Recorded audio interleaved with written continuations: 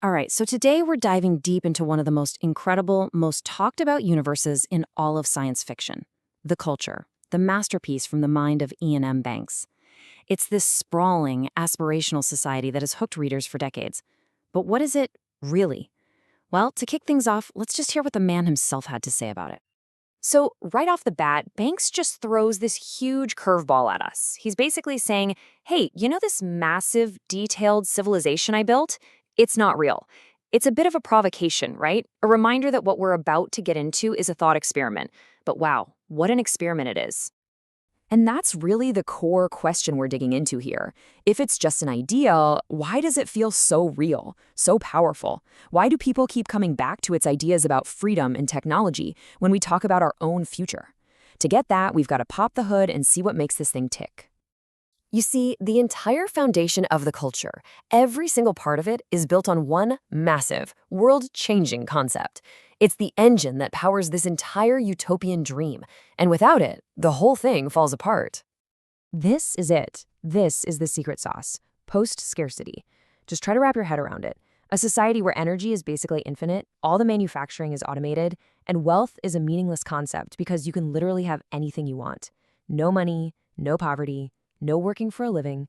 For Banks, this wasn't just a fun detail, it was the absolute, non-negotiable starting point for true freedom. Instead of automation creating mass unemployment, it creates mass liberation. Now, what's so cool about this slide is it shows Banks' political logic. He argued that a society like this could never get started on a planet. Why? Because governments and corporations can control everyone too easily. But in space, it's a whole new ballgame.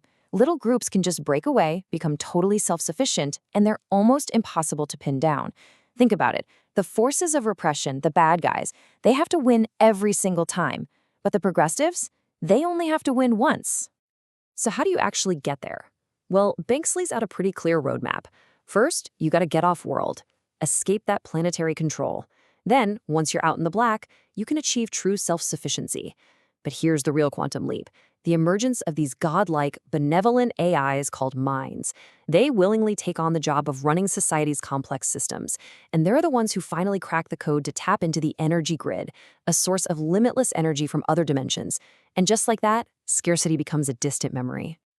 And this is the ultimate moral payoff of the whole system. In the culture, it's not just that humans aren't exploited, the machines aren't either. Any boring task is done by an AI so simple it's not even close to conscious. It's like asking your phone's calculator to do math. It's not being exploited, it's just doing its job. People hate being exploited, sure, but they also hate feeling useless. The culture somehow solves both of those problems. So, with that foundation in place, what does it actually mean for the average person? I mean, if you don't have to work and you can have whatever you want, what do you even do with your life? And maybe more importantly, what can you become? Wow, for starters, your own biology is basically a playground. From the moment you're born, you are genetically perfect. You can literally turn off pain. You can make special glands secrete any drug you can think of directly into your system. You can even change your biological sex over the course of a year or so.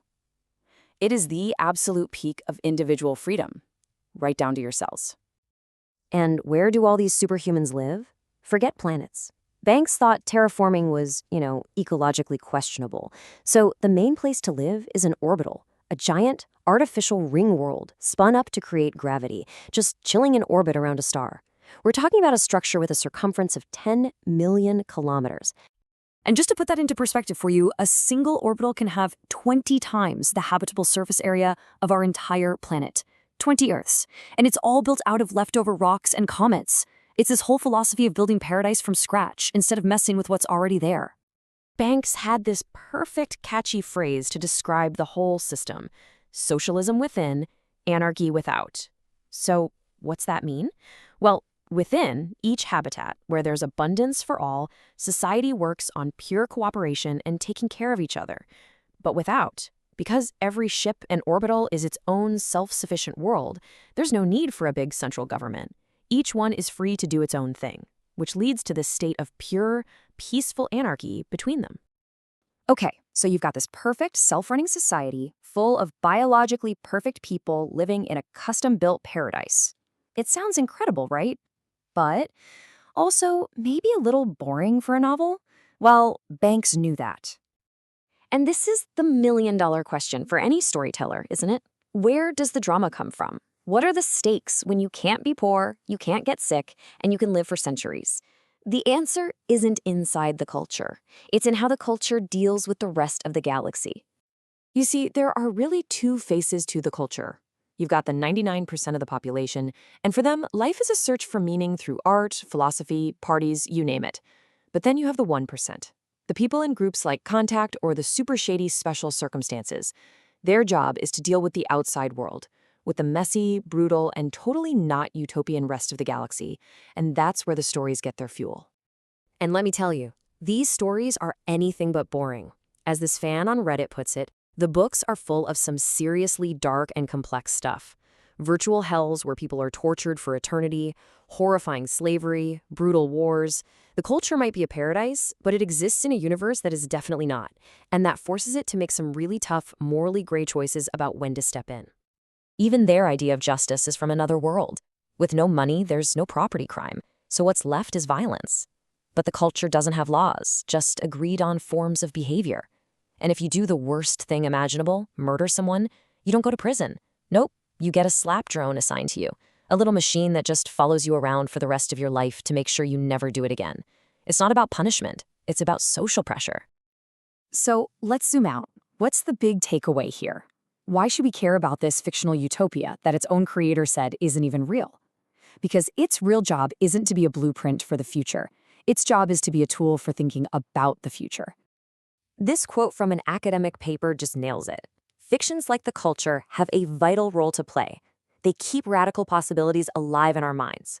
They fight back against that idea that this is the only way things can be, that there's no real alternative to the way our society is structured right now. Some thinkers call this thinking the break, which is the really, really hard job of imagining a world that isn't just a slightly better version of our own, but something fundamentally different. The culture is a tool that helps us do that. It gives us a language and a detailed vision for what could possibly be on the other side of scarcity, capitalism, and even our own biological limits. And in the end, it leaves us with this massive question. The culture solves all the external problems: food, housing, safety.